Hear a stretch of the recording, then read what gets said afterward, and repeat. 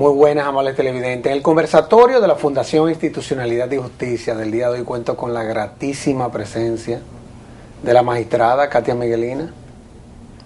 Katia, en nombre de la Fundación, tú no mereces ningún tipo de presentación. Todo el mundo sabe que tú eres juez de carrera, fuiste Ministerio Público, ya eres escritora, sí, connotada. Ya tu obra se comienza a comentar no solamente en el país, sino en otros países del área que manejan los temas relacionados con los derechos fundamentales. Así es. Se ha abierto un debate, en fin. Pero en nombre de la Fundación te agradezco el que me hayas correspondido a la invitación. El agradecimiento debe ser de mi parte hacia usted y hacia la Fundación por invitarme.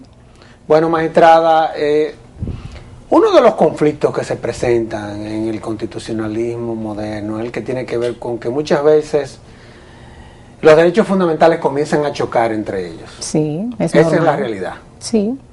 Y muchas veces eso no lo resuelve el legislador, lo tiene que resolver el juez.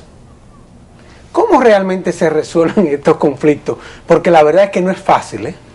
Definitivamente. Bueno, el legislador no puede prever todas las situaciones. Así es.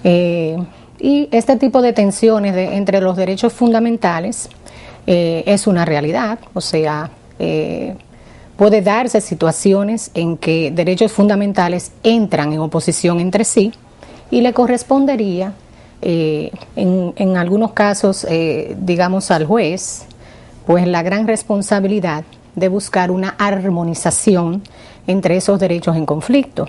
En efecto, la actual Constitución de la República, creo que en el artículo 74, habla precisamente de la posibilidad de tensión entre derechos fundamentales y la forma en que debe reaccionarse de parte de los poderes públicos para buscar armonía. ¿Cómo se busca esa armonía? Que al momento de armonizar esos derechos, pues no se coloque a ninguno de los titulares en una situación que les perjudique grandemente. Claro. Ahora, cuando uno se va a decisiones de la Corte Interamericana, por ejemplo, que sirven como fuente de referencia, sí, yo diría que a los tribunales supremos de América Latina se ha convertido en una fuente fundamental. No, incluso tiene que ser reconocida como si fuera legislación interna. Así es. Uno se encuentra con que, por ejemplo, el derecho a la información, sí, ya está considerado como derecho fundamental, el libre acceso a la información. Sí. Sin embargo, yo creo que todos estamos sometidos a un orden también. Y existen una serie de límites en cuanto a cómo uno va a ejercer esos derechos fundamentales. Sin embargo, en la práctica no es así.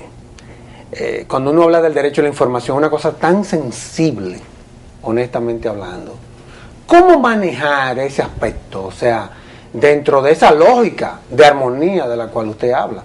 Sí, en el libro yo en realidad lo que me refiero es a los excesos. No es que no se informe, porque obviamente el derecho a la información es imprescindible en una sociedad democrática. Pero cuando se incurre en excesos, que de hecho los hay, y creo humildemente haberlo demostrado en el libro, pues eso trae dificultades para los titulares de otros derechos que también son fundamentales. El quid del asunto está en el tratamiento que se le da a la noticia policial o judicial. Cuando se vierten opiniones y se toma posición, porque no es que no se informe, pero desde el momento en que tú te traspasas y de difundir una información que es tu deber como medio, ya tú tomas partido en una contienda que está en manos de los tribunales, por ejemplo, pues entonces ahí ya tú involuntariamente, porque pudiera ser involuntariamente, vas inyectando en la opinión pública una expectativa, y eso tiene sus efectos dentro del proceso penal. Pero yo creo que también, magistrada, por ejemplo, cuando uno analiza o tiene una visión comparada de cuáles son los límites, eso lo digo yo, de los medios respecto a la información que recogen en un tribunal, digámoslo así, Sí. Uno se encuentra con que en muchos países ese acceso es muy limitado.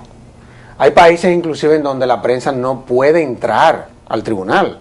En casi toda Europa. Sí, claro, Alemania inclusive, estamos hablando del país en donde tiene el tribunal constitucional más emblemático. Sí. Esas son de las cosas que uno a veces como que le chocan. Sin embargo, en la República Dominicana no es así. Tú te encuentras con un artículo 309 del Código Procesal Penal que le garantiza a los medios un acceso que va más allá que el que existe en otros países. Sin embargo, yo no sé, muchas veces yo percibo que la prensa como que no valora eso, esa libertad a poder obtener una información veraz que no vaya a descomponerse en una opinión, como dice usted, y deje de ser información. Sí, tú te has referido a algo importante, que es el artículo 309. Es así, ¿verdad? Del Código Procesal Penal. Pero hay una parte de ese artículo que, si tú me lo permites, claro que sí, es poco conocida. Y como es poco conocida, pues a los tribunales no se les invoca. Ese artículo 309, si bien le da acceso a los medios masivos de comunicación, también establece lo siguiente. ¿En el párrafo segundo? Sí, dice, el tribunal así es, puede, sin embargo, prohibir mediante auto debidamente fundamentado la grabación, fotografía, filmación, edición o reproducción cuando puedan resultar afectados algunos de los intereses señalados en el artículo precedente, y lo más importante es lo siguiente, doctor, o cuando se limite el derecho del imputado o de la víctima a un juicio imparcial y justo. Lo que pasa, magistrada, que el conflicto se da porque como el 49, el que tiene que ver con, no recuerdo de la Constitución, con que los juicios son orales, públicos. Entonces, yo lo que veo es que el concepto de publicidad en la República Dominicana muchas veces va más allá. Digo yo en cuanto a lo que es la percepción de quienes históricamente han venido haciendo uso de él. Yo entiendo que es mal entendido. ¿Verdad que sí? Sí, muy mal entendido. ¿Pero y qué ha pasado? Porque la verdad es que uno tiene la impresión de que real y efectivamente no hay límites a eso y que cualquier medida o inclusive hasta cualquier opinión que se emita con relación al alcance de esa publicidad, uno está atentando contra el derecho a la información. Sí, porque inmediatamente empiezan los resabios y los pataleos. Y es entendible porque no hay la intención de ceder frente a este problema que yo estoy planteando. Pero en realidad, el principio de publicidad es muy mal entendido en nuestro país. Y yo iría más allá. Yo me atrevo a afirmar que está en crisis. Y lo afirmo porque el principio de publicidad, si tú buscas la Constitución de la República, está concebido dentro del debido proceso. Sí, definitivamente que sí. Entonces, al ser concebido dentro del debido proceso, es óbice que es una garantía que ha sido prevista para quien está siendo objeto de una represión judicial, en este caso, digamos, un proceso penal. O sea, es la publicidad del juicio es un elemento extraño al derecho a la información y a la libertad de expresión. Usted explica muy bien eso en la obra, muy bien, yo diría que de manera brillante. Sin embargo, yo me imagino, y esa es parte de los conflictos del derecho constitucional, publicidad versus debido proceso.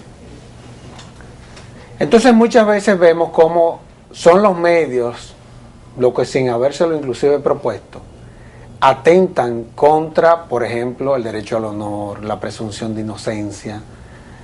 ¿Cómo usted ve eso, en honor a la verdad? Porque también esos son derechos que